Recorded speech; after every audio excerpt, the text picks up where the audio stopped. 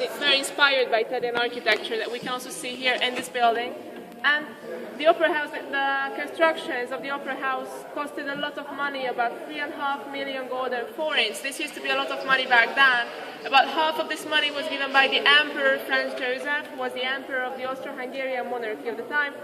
As he was Austrian, for him it wasn't so important to build an opera house here in Budapest, but it was very important for the nobles here, of course, because for the nobles back then it was a social event, an important social event to come to the opera house. So they had to convince the emperor to give us some money. He agreed, but he had a condition. He said that this opera house here couldn't be bigger than the one in Vienna, because this is very important.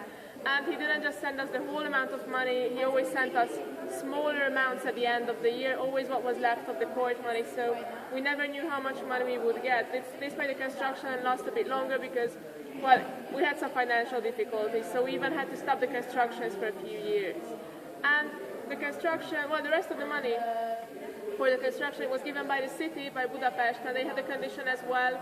We could only use Hungarian materials and Hungarian workers for the construction, something very important and very good for the economy. Of course, we had to make some exceptions, since Hungary is not so big. We don't have everything here that we needed. We don't have much marbles here. So, for example, marbles were imported from Italy and from Croatia. But it's true that most of the materials are from here, and everyone who worked on the construction was Hungarian. And the construction lasted 9 years, quite a long time, and one reason was that we had financial difficulties, as I told you, and there was another reason. In 1881, during the construction in Vienna, in the Ring Theater, there was a big fire where more than 400 people died, so it was a big disaster. That's why an international committee made new rules for fire safety, which rules were applied here for the first time, and this made the constructions last a bit longer because they had to make some changes, of course, to the original plans. And that's why, for example, the auditorium, as you can see, is divided in 3 parts to make evacuation easier. Also, that's why every door opens outwards, which is something very usual nowadays, but it was the main problem in Vienna in the Ring Theater. Doors that opened inwards, so you can imagine the problem when everyone was in panic, they wanted to get out and they blocked all the exits, so that's why so many people died there. And you can also see this iron curtain here. This curtain weighs 16 tons, it is really, really heavy. We have 2 of these, and they can be lowered in 30 seconds, even without electricity, and they can block the fire for an hour and a half, which is more than enough time to evacuate everyone in the building, of course. One more thing that they wanted to make safer was the stage, because back then usually all the stages in theaters were made of wood, and it was very dangerous. Of course, that's why there were many fires. And here, that's why they made a stage that has an iron structure and works with water, with hydraulics. Well, it worked with water back then. Hydraulics allowed the stage to have about 50 elements that could be moved, lower, elevated, or inclined with the use of water. This is really modern and very safe. And this system, it was changed. They had a big renovation here in the Opera House in 1984, and since then the stage works with electricity. And but we still have these elements that can be moved on the stage, and the orchestra pit can also be elevated to the level of the stage. Now, half of the orchestra pit is elevated. It's the part that you can see right now. The other half is down there, and the whole stage is really big here. We have a stage that is 48 meters deep. 48 meters is about the double of the auditorium, so you can imagine its size. It's really big. Of course, you don't need such a big stage for an actual performance. We use about half of the stage for the operas, and in the back they can keep sets and decorations. This makes it a lot easier to change the sets, because here during the season we have many different performances, and we usually have something different every night, so they have to change the sets every day, or even twice a day when we have rehearsals in the afternoon. So that's why it's so good to have a big stage like this one.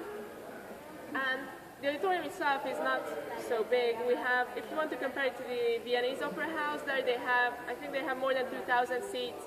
Here we have 1,261 seats, so it's a lot smaller.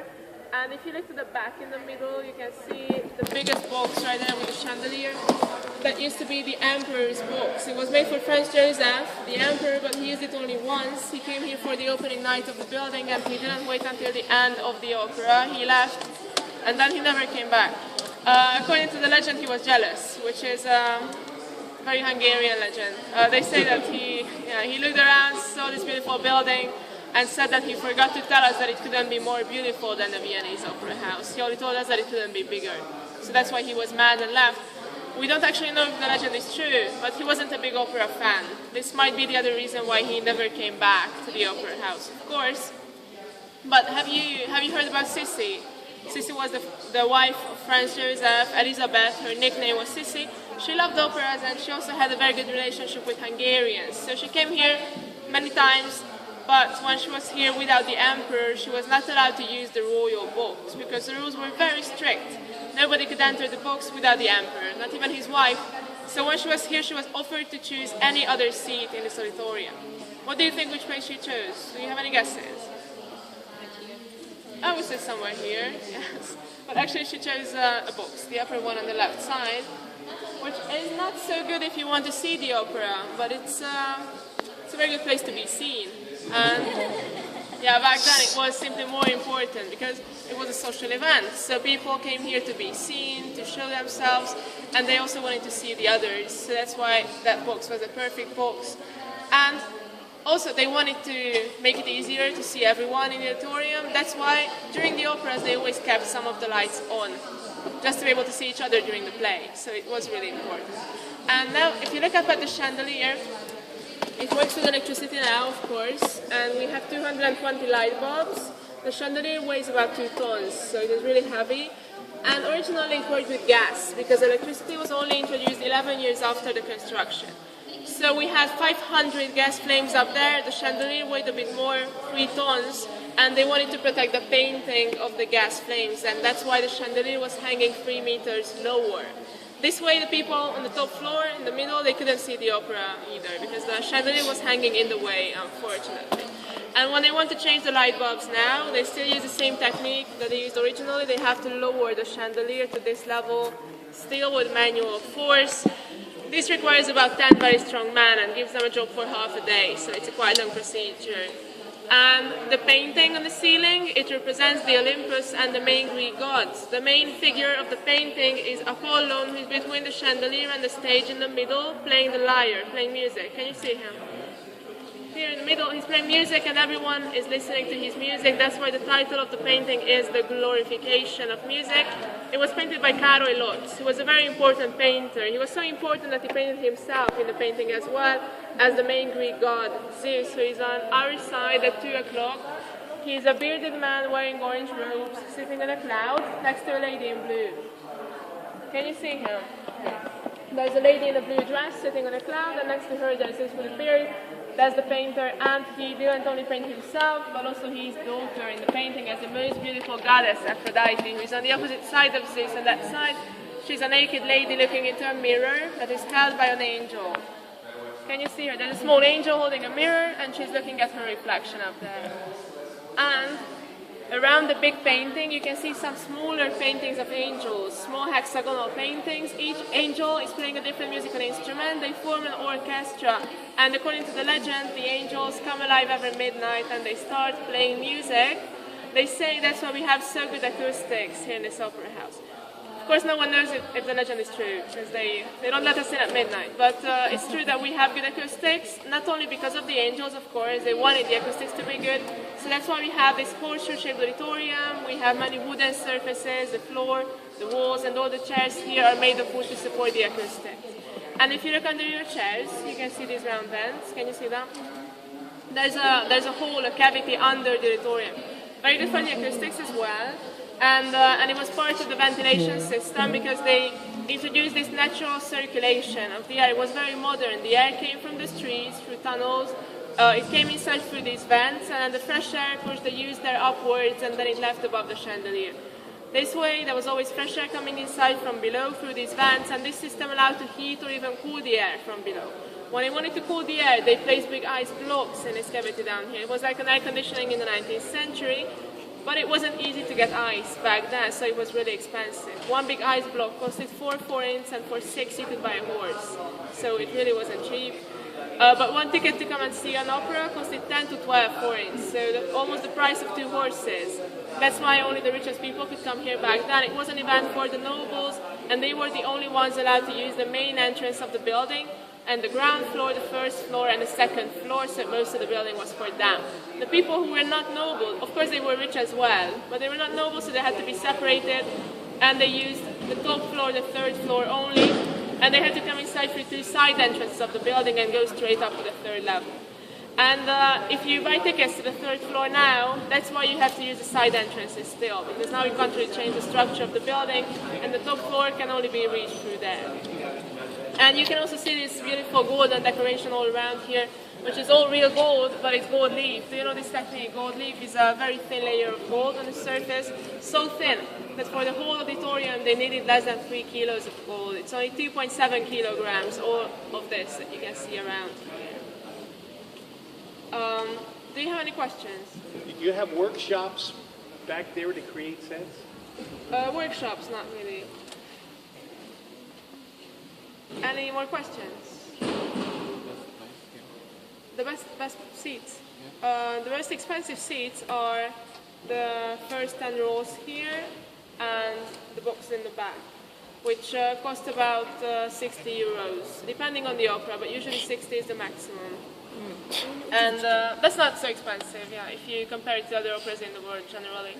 And the cheapest tickets cost only 2 euros. Those are for the third floor. On the two sides of the third floor, we actually have seats where you can't see a thing. So that's why it's so cheap. But it's 2 euros is a good price to listen to an opera. Or many people end up standing somewhere in the back of the third floor to be able to see the performance. Do you have more questions? Okay, then I think we should go. And we'll go.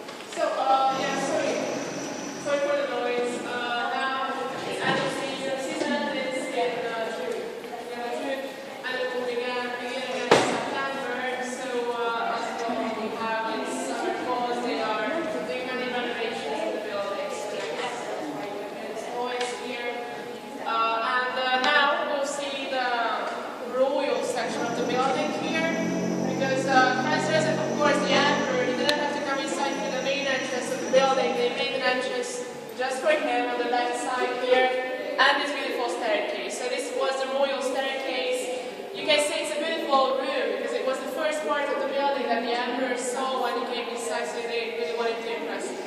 That's why we have all these marbles here, different colored marbles from different parts of Italy. For example, if you look up at the ceiling, you can see the ornamentation of Robert Scholz. It was painted by a group of 40 painters, and here in the middle you can see the Hungarian coat of arms.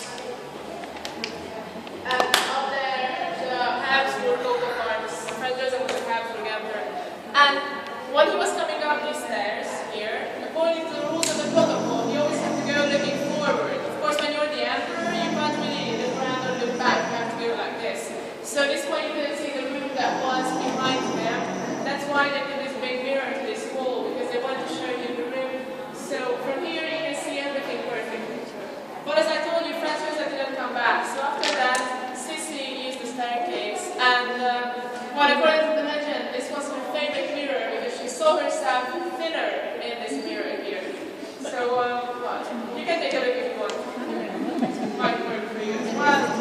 And on the two sides of the mirror, we have two busts. The bust of Ferenc Erkel on the right and Ferenc Liszt or Franz Liszt on the left.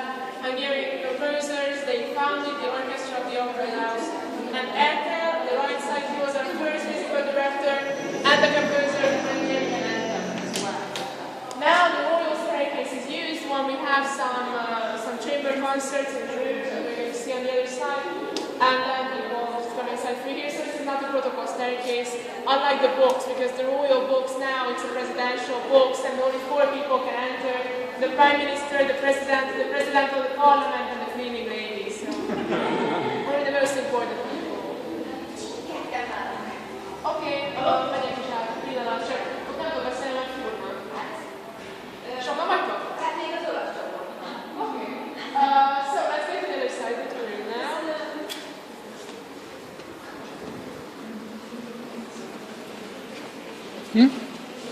Ama ondan geliyor ki.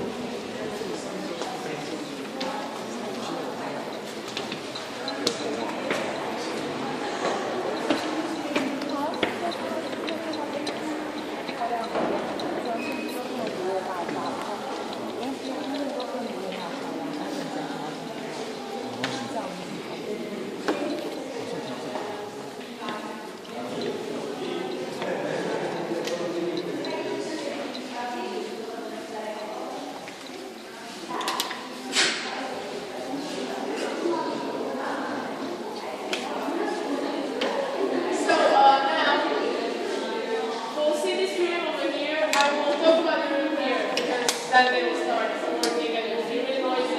So, in this room, you will see, well, it's a very special room here. It is the only room in the whole building that has never been renovated. So, the wood and the tapestry that we have in there is the original.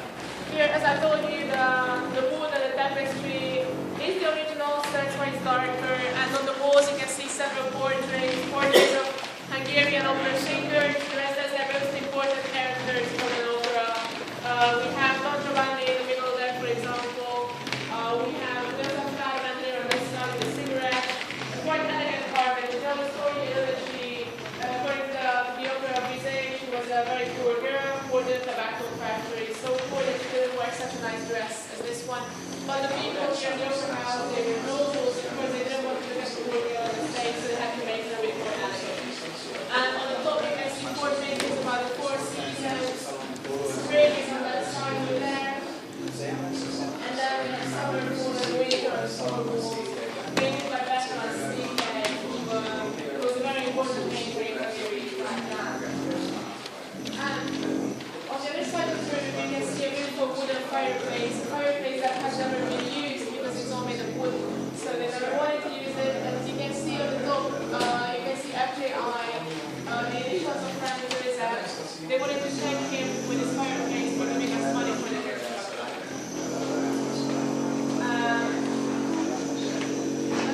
On the other side of the room,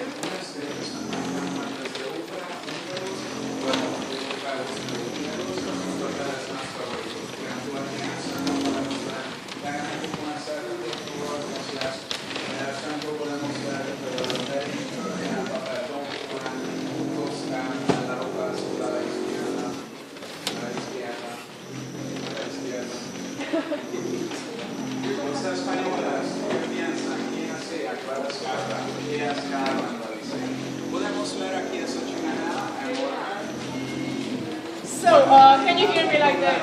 Yeah. I just wanted to show you this carpet here, which is, maybe I shouldn't step on it. So, yes, this is a very special carpet because it's handmade and it has the quality of a Persian carpet because it has 100,000 knots on 1 square meter. And we only have 4 of these in the whole country. 2 of them are here in the Upper House and we have 2 more in the Parliament. Have you visited the Parliament? Have you seen the other carpets there? They are 3 times bigger than this one, I think. And they are the same quality, so they have the quality of a Persian carpet. And they are handmade, so it's a lot of work. And now we will see the books of Sissi, which is this one. If you go out of the room, straight ahead, you can take a look inside and then we'll turn right.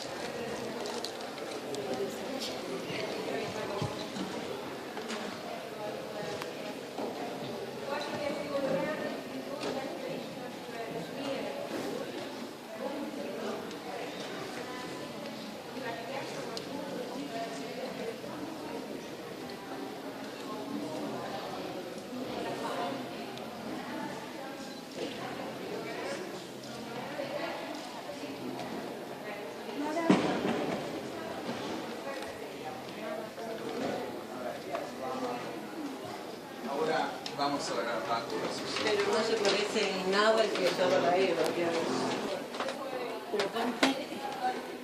Ven tú.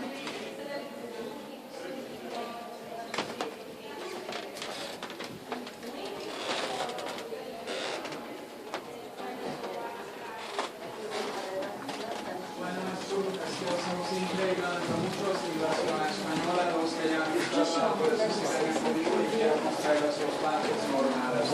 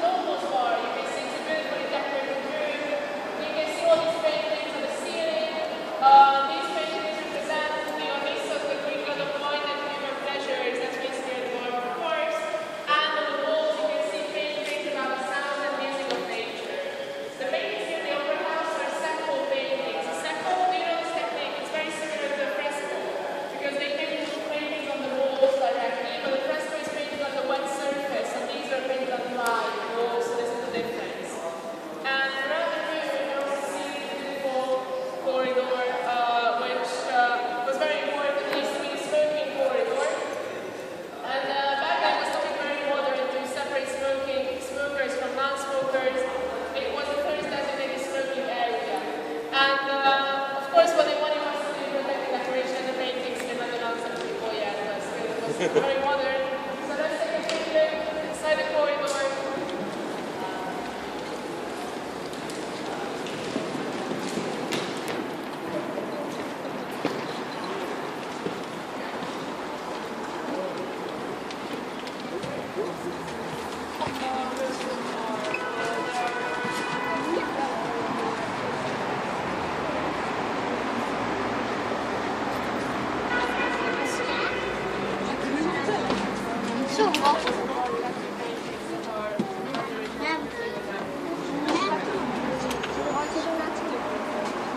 Boydan mı alayım?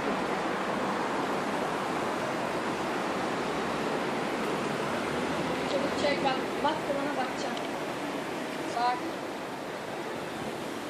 Bak. Bir de söylesene oraya. This is the smoking area, and you can see it's a very small place, a very narrow corridor, so you can imagine when everyone was here at the same time smoking. There was a lot of smoke. So that's why, according to the legend, this was the favorite place for young lovers who could enter here in secret without being seen because of the smoke, because the smoke was so thick. So that's why we call this corridor the lovers' corridor, a kissing corridor. Now people are not allowed to smoke in here, of course, only outside, but now they can kiss anywhere in the building, so the corridor is not so important as it used to be. And back then they placed the ashtrays in these holes, like split entrances, as you can see here. And of course the tapestry had to be replaced and the wood here as well because it was damaged by the smoke, so now it's only a copy. But most of the building is the original, only renovated because most of the building survived the war, so it's all original. Do you have any questions? Okay, we'll go back that way to the main staircase.